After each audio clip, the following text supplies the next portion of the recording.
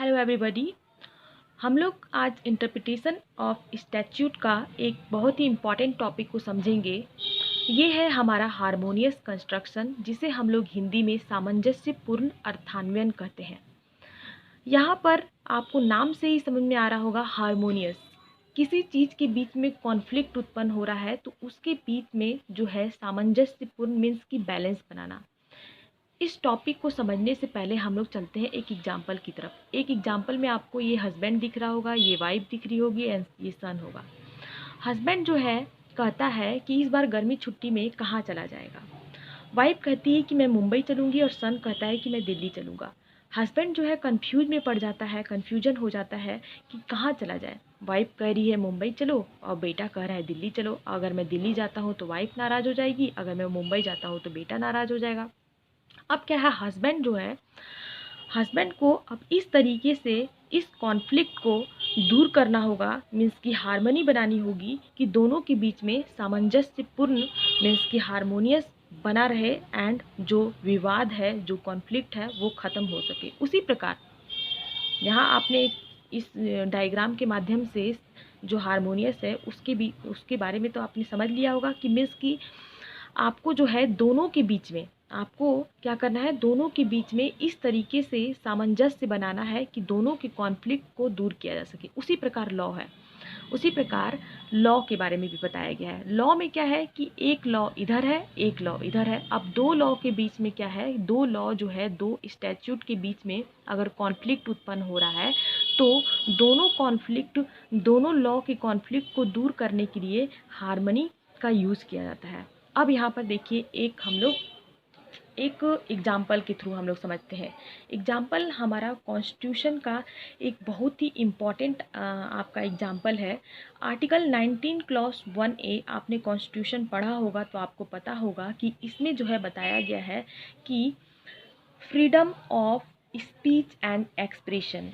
And यहाँ पर 194 clause 3 के अंतर्गत भी कुछ प्रिविलेज दिए गए हैं। वो भी उसमें भी कहा गया है freedom of speech and expression. यहाँ पर दो लॉ आप देख रहे हो, आर्टिकल 19 एंड आर्टिकल 194 के बीच में कॉन्फ्लिक्ट उत्पन्न हो गया। दोनों में कहा गया है कि freedom of speech and expression. तो यहाँ पर देखिए, अब इसमें हार्मनी बनाने के लिए ये केस है, आप इसे नोट आउट कर लेंगे, बहुत ही इंपॉर्टेंट केस है। M Sharma versus Shri Krishna Singh AIR 1959 supreme court 395 के केस में इसको डिस्कशन किया गया है। इसे आप नोट कर लेंगे, इसमें डिस्कशन किया गया है।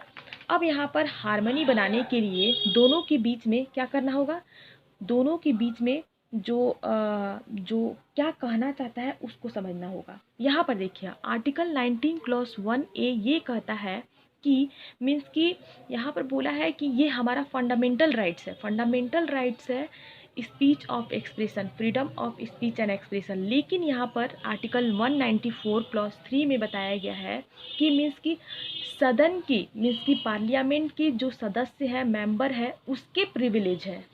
सिर्फ सदन के जो सदस्य हैं, जो पार्लियामेंट के सदस्य हैं, उनके सिर्फ राइट्स हैं freedom of speech and expression के। ओके, जबकि ये हमारा 19+1A जो है पूरे ऑल इंडिया के जो पर्सन है या फिर नॉन इंडियन पर्सन को भी ये राइट्स जो है आपको मिलती है। लेकिन ये जो है, ये राइट्स जो है सिर्फ संसद के जो सदस्य हैं उनको मिलता है। इस प्रकार हार्मनी बनाई गई, इस प्रकार सामंजस्य बनाया गया, तब जाके जो है हम दो लॉ के बीच में क्या किए, जो कॉन्फ्लिक्ट है उसको हम लोग दूर कर सके। अब इसका ऑब्जेक्ट क्या होता है, जब दो स्टैच्यूट के बीच में कॉन्फ्लिक्ट होने लगे तो कोर्ट को यह ड्यूटी होती है कि दो स्टैच्यूट के जो पैराडॉक्स है, मीन्स विरोधाभास है, उसको समाप्त करे, और इसे समाप्त करने के लिए हार्मोनियस कंस्ट्रक्शन का यूज किया जाता है। ओके, ये आपने समझ लिया। अब यहाँ पर एक केस है, बहुत ही इंपॉर्टेंट केस है, CTT वर्सेस हिंदुस्तान बल्क।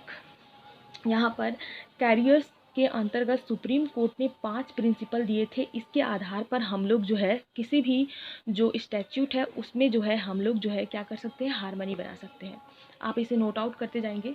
यहाँ पर सबसे पहला बोला गया है, अब जो है, अब हम लोग कोई स्टैच्यूट है तो अब आपको बोला है कि हार्मनीज करने के लिए, मीन्स कि आप जो है किसी के बीच में सामंजस्य बनाने के लिए, तो ऐसा नहीं कि किसी भी लॉ को हम इतना हार्मनी कर दिए कि उस लॉ का जो पावर है वो ही ख़त्म हो गया। तो यहाँ पर ये चीज़ बताया गया है, ये प्रिंसिपल दिए गए हैं, आप इसे नोट आउट कर लेंगे।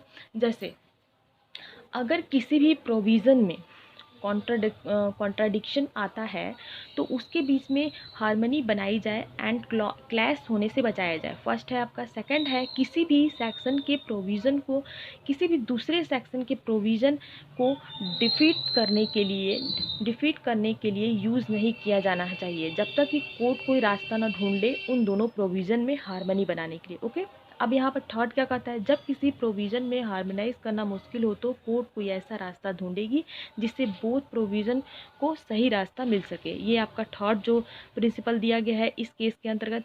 एंड फोर्थ प्रिंसिपल क्या कहता है, फोर्थ प्रिंसिपल है जब किसी प्रोविज़न में हार्मोनाइज करना मुश्किल हो तो कोर्ट कोई ऐसा रास्ता ढूंढेगी, फोर्थ जो आपका प्रिंसिपल है, किसी भी प्रोविज़न को इतना ना इंटरप्रिटेट कर दे कि एक प्रोविज़न की पावर जो है डेड हो जाए। ऐसा नहीं कि जैसे हमने जो है एक लॉ के को इतना इंटरप्रिटेशन कर दिया, इतना हमने उसको हार्मनी कर दिया कि उसकी पावर जो है मर गई, या फिर एक प्रोविज़न की पावर जो है इतनी बढ़ गई कि वो जो है कोई भी जो पब्लिक है उसके ऊपर हावी होने लगे। मीन्स दोनों प्रोविज़न में हार्मनी बना रहे, ऐसा इंटरप्रिटेट करना चाहिए।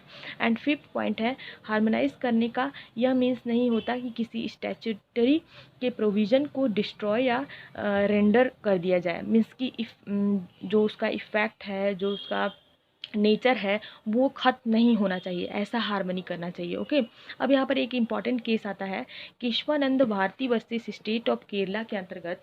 आर्टिकल 13 क्लॉज 2 में क्या कहता है, आर्टिकल 30 क्लॉज 2 में ये कहता है कि हम जो है फंडामेंटल राइट्स को अमेंड नहीं कर सकते हैं। ओके, फंडामेंटल राइट्स को अमेंड नहीं कर सकते, लेकिन वहीं आर्टिकल 368 में कहा है कि पार्लियामेंट जो है जो चाहे वो कर सकती है, बट जो है सिर्फ जो है बेसिक स्ट्रक्चर, जो हमारा बेसिक स्ट्रक्चर है वो डिस्ट्रॉय नहीं होना चाहिए, यही चीज़ है। तो यहाँ पर देखिए, एक तरफ पार्लियामेंट कह रही है कि हम लोग जो है फंडामेंटल राइट्स को अमेंड नहीं कर सकते हैं, और एक तरफ कह रही है कि फंडामेंटल राइट्स को हम लोग कुछ भी चीज़ अमेंड कर सकते हैं, बस बेसिक स्ट्रक्चर को नहीं कर सकते हैं।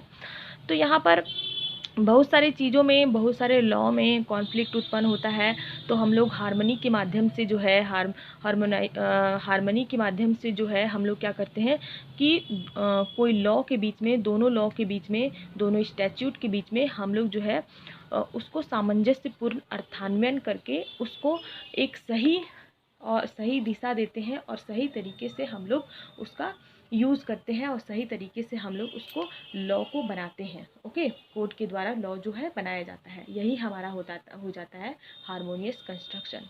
Okay, and don't forget to subscribe my channel. And इतनी मेहनत को अप्रिसिएट करते हुए आप हमारे चैनल को लाइक करें, सब्सक्राइब करें एंड कमेंट करें। आगे हम लोग डिस्कशन करेंगे एज डस्टिम जेनरिश, ओके, सजाती के नियम। And bye bye, thank you.